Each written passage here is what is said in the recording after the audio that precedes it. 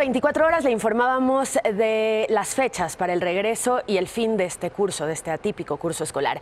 El secretario de Educación Pública, Esteban Moctezuma, anunció que se podrían reanudar las clases para todo el país el 1 de junio, en algunos municipios el 17 de mayo. Por la noche, las autoridades de salud aclararon que esto se puede alargar si las personas no cumplen con las medidas de confinamiento y comienzan a salir a las calles. Recordemos que la semana pasada consideraron que en el mejor de los escenarios, si la gente se queda en casa, el fin de la contingencia será el 25 de junio.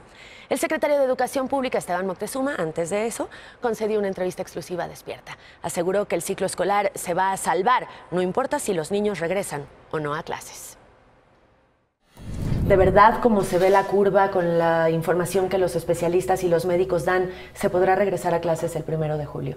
Mira, Daniel, todo el sector público federal y, bueno, todo el país está sujeta a las determinaciones del Consejo de Salubridad General. Todos estamos sujetos a ello. Entonces, a mí se puede decir que me ordenó el Consejo que ya se pudieran abrir clases a partir del 1 de junio en todo el país y en algunos municipios que no tienen contagio, incluso se pudieran abrir el 17 de mayo.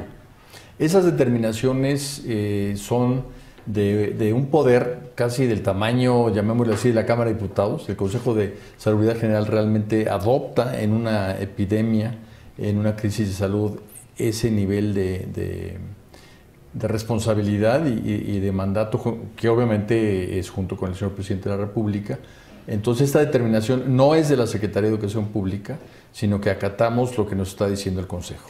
¿Cómo se podría determinar qué municipios van a poder regresar a clases el 17 de mayo? Es decir, la vigilancia tiene que ser diaria, porque con que un caso llegue a un municipio limpio puede cambiar la situación. Sí, de nuevo el Consejo y la Secretaría de Salud están revisando pues, permanentemente el mapa de contagios, y el municipio, digamos, que no tiene ningún contagio, también tiene que tener como vecinos a municipios de nivel amarillo, que es fase 1, ¿no?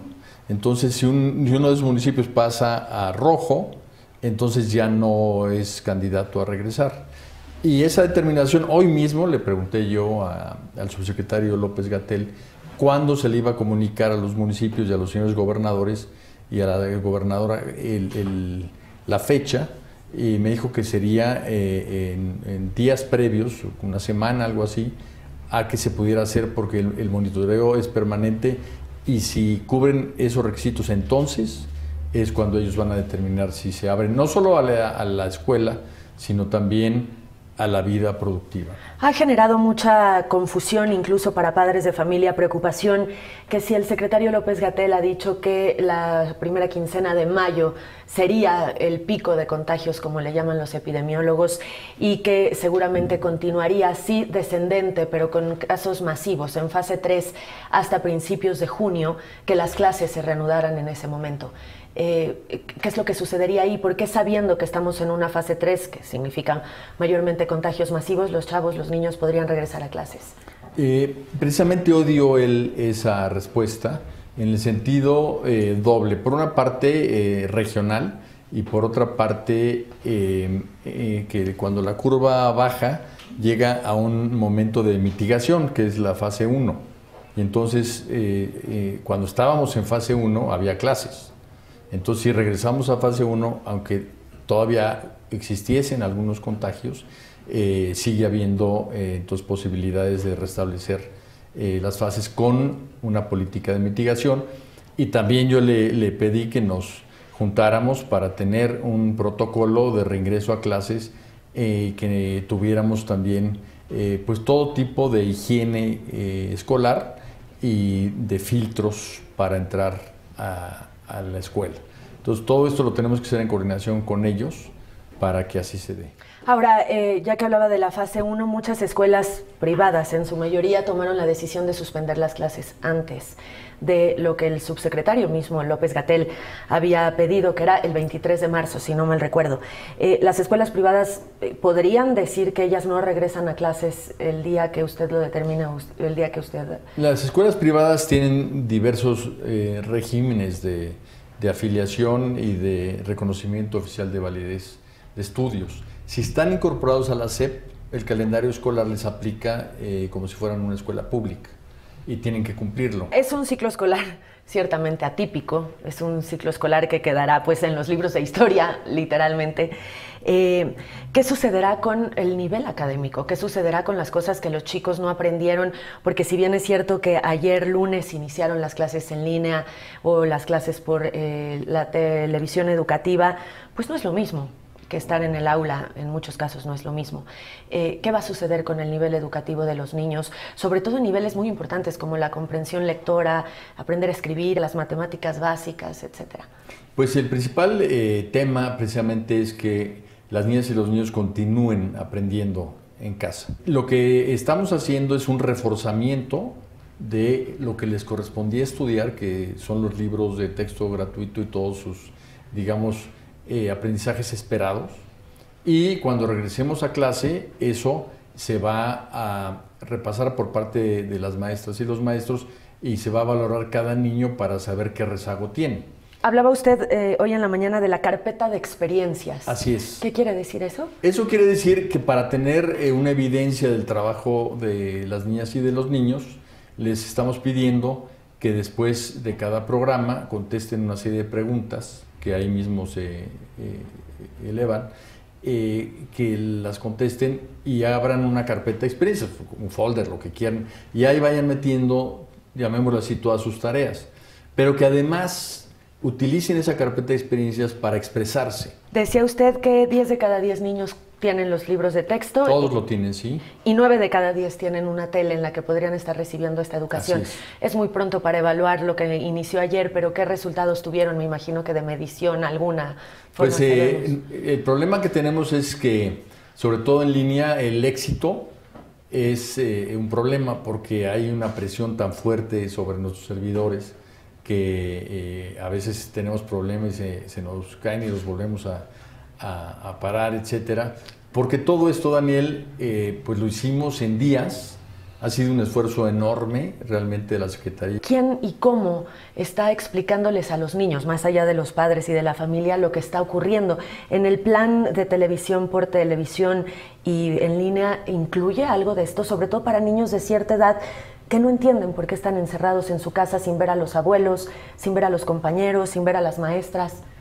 Sí, estamos desarrollando contenidos para Aprende en Casa que van a permitir por edad darles a conocer temas dentro de la educación socioemocional ligadas a por qué se les pide permanecer en casa y cómo sacarle provecho a estar en casa. Secretario, en diferentes países se ha pues prácticamente decidido que el ciclo escolar que había empezado en enero o la mitad del ciclo escolar está perdido y que se regresará a clases hasta septiembre en el mejor de los escenarios para muchos países.